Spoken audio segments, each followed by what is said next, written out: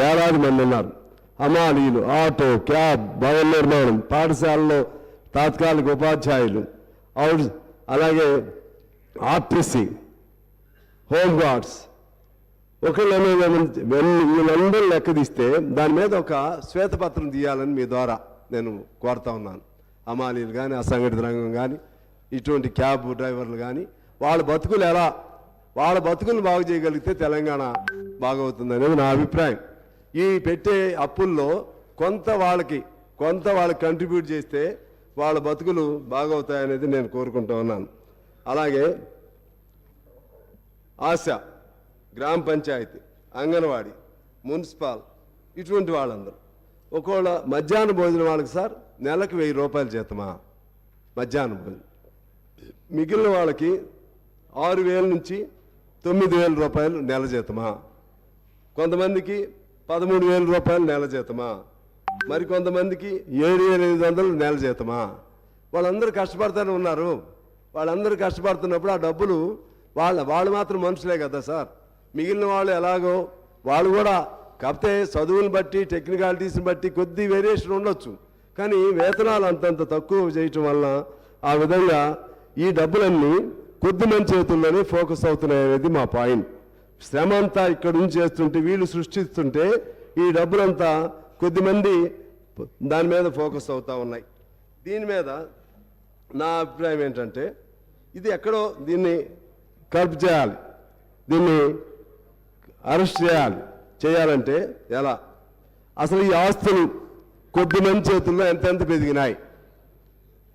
పేదవాడిగానే ఉండగా ఒక్కొక్కళ్ళు over night తెల్లవారేసరికి లక్షల కోట్లు లేకపోతే వేల కోట్లు 100 కోట్లు ఎలా సంపాదిస్తున్నారు.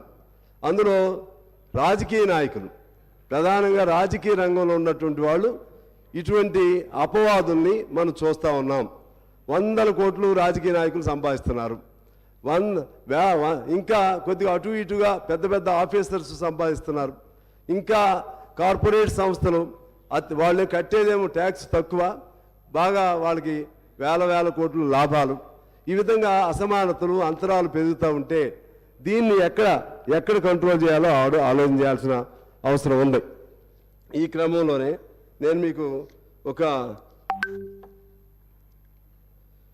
ఆక్స్ఫామ్ నివేదిక ప్రకారం ఇండియాలో 1% ప్రజల చేతుల్లో దాదాపు 50% సంపద ఉంది. 1% ప్రజల చేతుల్లో, మిగిలిన 10% మొత్తం ప్రజల చేతుల్లో 80% సంపద ఉంది. అంటే సంపద మొత్తం కేవలం కొద్ది మంది చేతుల్లోనే పేరుకుపోయి ఆ విధమైనటువంటి అసమానతలు పెరుగుతూ ఉన్నాయి అధ్యక్ష. దీన్ని ఎక్కడో చోట మన తెలంగాణలో అయినా సరే, మిగిలిన చోట ఏమో నాకు తెలియదు. ఇక్కడ నుంచి let us start from our Telangana. Let us start thinking of all those inequalities to eradicate such inequalities. ఎట్లా how to bring all those people at least some qualitative change to the qualitative change. ఆ విధంగా తీసుకురావడానికి మనం ఎలా ప్రయత్నం చేయాలో ఆలోచన చేయమని చెప్పి ఆగస్టు సభలో నేను కోరుతా ఉన్నాను అధ్యక్ష. అదేవిధంగా ఇంకొక మాట నేను చెప్తాను. ప్రఖ్యాత ఆర్థిక శాస్త్రవేత్త థామస్ పికెట్ ఆయన ఒక పుస్తకం రాశాడు, ఒక నివేదిక. That is from British Raj to billionaire Raj అనే పేరుతో ఒక నివేదిక రాశారు. బ్రిటిష్ రాజ్ కాలం నుంచి ఇప్పుడు వరకు ఎలా ట్రాన్స్ఫార్మ్ జరుగుతూ ఉన్నాయి, ఆస్తులు ఎలా పెరిగిపోతూ ఉన్నాయి. 1930 ప్రాంతంలో 1% ప్రజల చేతుల్లో కేవలం 21% సంపద ఉంటే నేటికి ఇంతకుముందు నేను చెప్పినట్టుగా 1% ప్రజల చేతుల్లో 50% సంపదకి వచ్చేసింది. అంటే ఇప్పటికి మనకు దేశానికి స్వాతంత్రం వచ్చిన తర్వాత, స్వాతంత్రానికి రాకముందు సమానత్వం ఉండేది కొద్దిగా. స్వాతంత్రం వచ్చినాక అధికారాల్లోకి వచ్చిన తర్వాత అధికార పార్టీ పెద్దలో లేకపోతే ప్రతిపక్షాల పెద్దలో లేకపోతే టోటల్గా రాజకీయ వ్యవస్థలో కరప్షన్ హై లెవెల్కి హై పీక్కి వెళ్ళిపోయి సంపద అది ఒకవైపు, దాంతో కొలాబరేట్ అయినటువంటి కార్పొరేట్ సంస్థలు, కొలాబరేట్ అయినటువంటి ఇండస్ట్రియల్ పర్సనాలిటీస్, ఇండస్ట్రియల్ హౌసెస్, వాళ్ళు కూడా సంపద పెరిగిపోతూ ఉంది.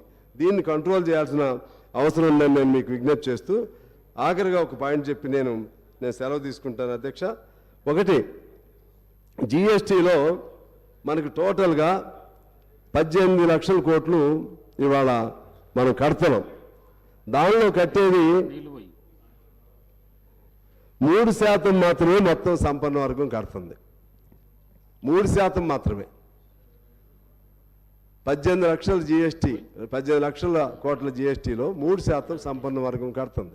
మిగిలినంత ఎవరు?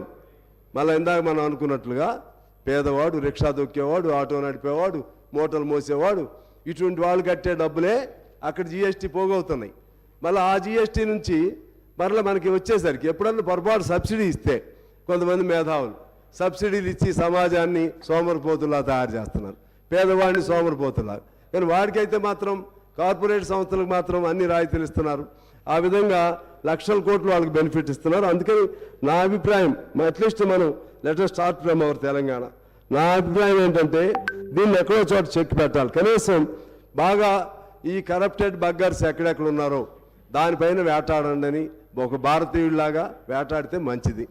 ఎవరెవరు ఎక్కడెక్కడ బాగా ఓవర్ నైట్ ఎలా తయారైపోయారో వాళ్ళపైన మన నిఘా సంస్థలు కానీ లేకపోతే యాంటీ కరప్షన్ బ్యూరోస్ కానీ ఇవన్నీ కూడా ఆ విధంగా ఆ డబ్బులు అనేది కేంద్రీకరణ అవ్వకుండా, పోగుపడకుండా, ఆస్తులు ఆ విధంగా పెదగకుండా ఉంటే నువ్వు ఎన్ని లక్షల కోట్లు అప్పు చేసినా ప్రజల కోసం చేస్తే తప్పేం కాదు. అప్పు చేయాలి, మనిషిని వాడికి పని కల్పించాలి. అందుకని చాలామంది ఎకానమిస్ట్ చెప్తారు దాన్ని direct pumping of the money in to the hands of the poor people అని. డైరెక్ట్గా ప్రతి మనిషి చేతుల్లో డబ్బులు పెడితే వాడు తిరిగి మళ్ళీ దాన్ని ఖర్చు చేస్తాడు, దాన్ని మళ్ళీ పని చేస్తాడు, వాడికి ఆదాయం పెరిగిద్ది, ఆదాయం సమాజానికి వస్తుంది. అందువలన ఆ విధంగా మంచి ఆలోచన చేసి మన తెలంగాణలో అసంఘటిత రంగం, ఈ పేద వర్గాలు వీళ్ళందరికీ సంబంధించి వీళ్ళ బ్రతుకులు ఎలా బాగు చేయాలో ఒక ఆలోచన చేసే విధంగా ఒక శ్వేతపత్రం విడుదల చేస్తే బాగుంటుందనేది నా అభిప్రాయంతో నేను సెలవు తీసుకుంటున్నాను.